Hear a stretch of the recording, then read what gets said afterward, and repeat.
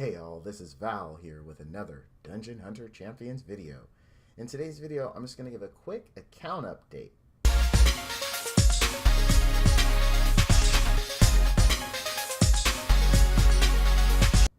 It's been a little over a month. Let's take a look at where we are and where we're going as far as my account is concerned, some of the things that I've done, and the changes that I have made. So let's just hop right into the champion box. Now, first thing right off the bat, everyone knows is I pulled a Water Ink Ninja, Washy. Love him. He is great in bosses. He is great in PvP. I highly recommend him all over the place. We've got him geared, we got him leveled, and he is just a joy to play with. I plan on using him in Guild Wars, Arena, bosses, and of course, OH. He's a great unit. If you have him, build him.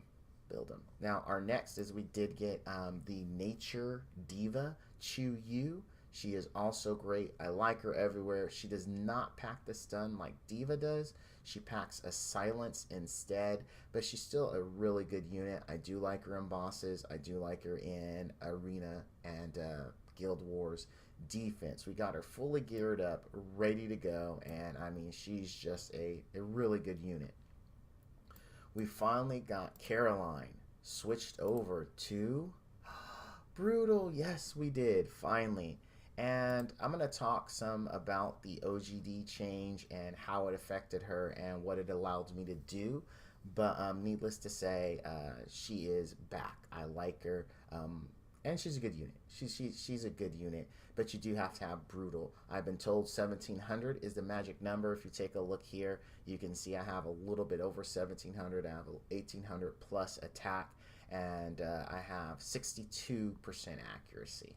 But she is a great unit. She's good. She's good. She's good. Now, also, finally, Val was just so far behind everyone else when it came to building this guy, but I got him done. He is clutch. He is required.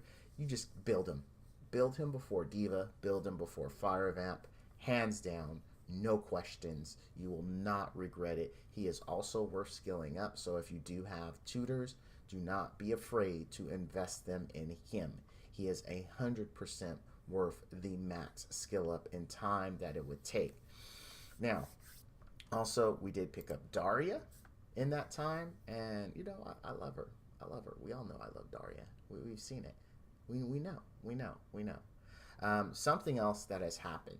So, as you guys know, when I've gotten new units here in the past, I've actually gone and I've had a lot of trouble gearing them up. Those days are soon going to come to an end, and this is something I kind of want to talk to you guys about. You're probably smarter than me, and you're doing this already, but if you're not, listen up, because this is why I was having a lot of issues. There are a lot of units in Dungeon Hunter Champions. There are a lot of solutions to beat a lot of bosses. There are a lot of solutions for Arena. So your variety is pretty good. I mean, you can use different comps to take out different comps. You can build different comps to counter different comps in Arena. You can use different units to take down bosses, even OH. So, I mean, there's a lot of combination there. So my issue, and hopefully one that you guys will not have, because you'll at least probably heed this advice, I hope you heed the advice, is focus on a team for those specific situations. Anyone that can be used across all of them is a good choice. This is what I mean. Take Washy, for example, right? Washy can be built and very useful for both Arena and bosses. The gear you would use for both is highly similar and very effective across the board in both modes. So that way you can use him in Arena, you can use him in bosses. And it's just great because you have that one unit. Then you take a look at another unit like Valor, same thing. Valor, one gear set, works both Arena and Guild Wars and bosses, no problem. These are very highly effective and versatile units. Now, the issue I was having is I would find someone like this and say, oh, I really like her skill set. I can build her this way to work here, but that build doesn't necessarily work in Arena. And not only that, she's not the most optimal unit because I do have better solutions that have both mortal wounds as well as can be effective in bosses and in Arena. Perfect example is Mallika. I have Mallika. Mallika has high damage She has mortal wounds, and she is nature. So there really isn't a reason for me to build and gear Daria. Yet I did, and I used her not as effectively as I could have used Mallika, which cost me points. So she had great gear that was subtracting from other units that could use it when I already had a valid DPS solution for both of those modes, PvP and bosses. So that made me lesser as a whole. It spread my gear out too much because I already had a solution for that. Now, you could say the same thing with Dr. Synapse. However, the difference with Dr. Synapse is he's primarily a PvE unit. And as you saw in my Mallika versus Dr. Synapse video, there definitely was a higher damage output from him than from my Mallika. But Mallika is who I would use in Arena over him.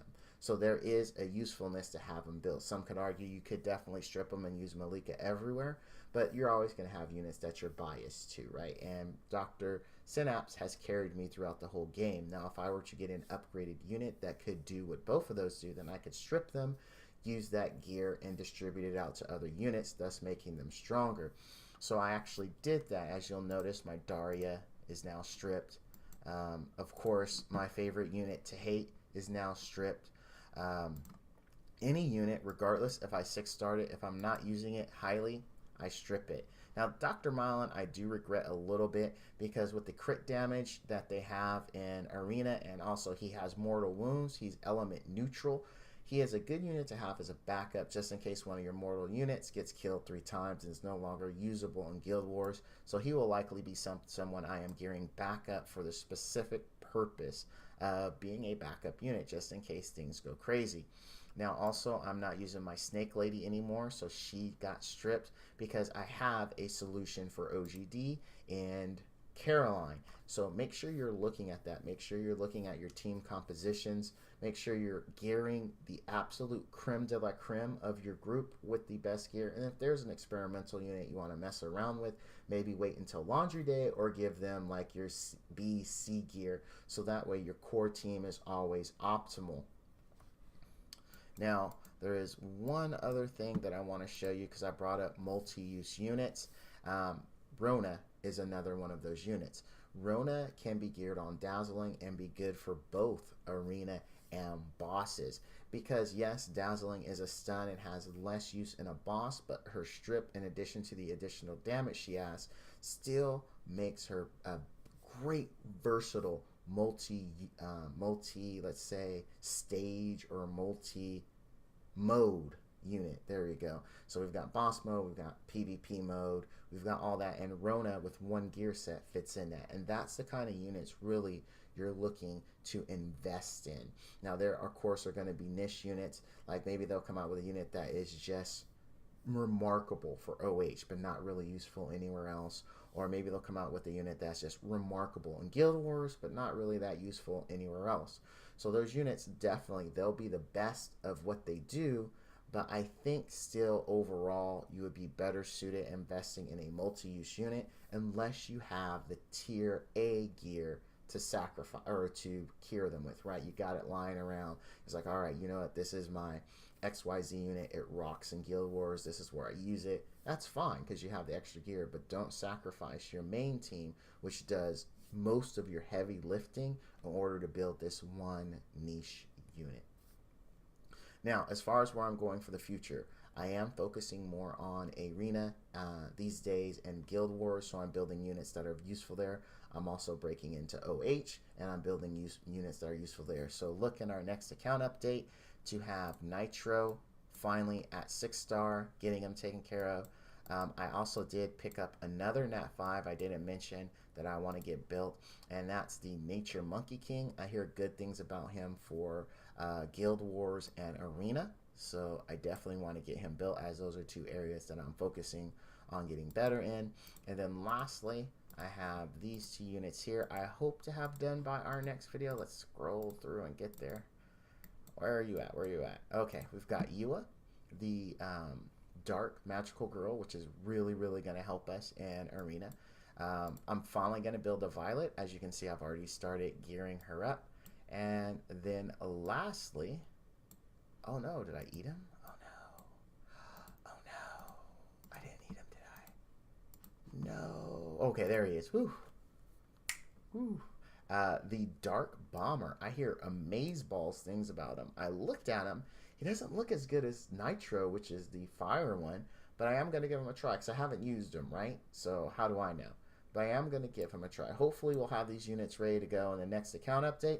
Thank you all for watching. If I missed something, go ahead and drop it down in the comments below. You know, maybe a build for some of the units that I mentioned, or even a build for Dark Bomber, or a really good explanation on why people consider him the best of the bombers. I mean, I'd really like to know. It doesn't look like he compares to Nitro, but I could be wrong. I haven't used him, I haven't built him yet, but I hope to find out. You know, if you know though, leave it down in the comments below. Also, please go ahead and hit that like and subscribe button, hit that bell icon so you know when I have a new video available. Thank you all for watching, and as always, all you dudes and dudettes out there, stay frosty.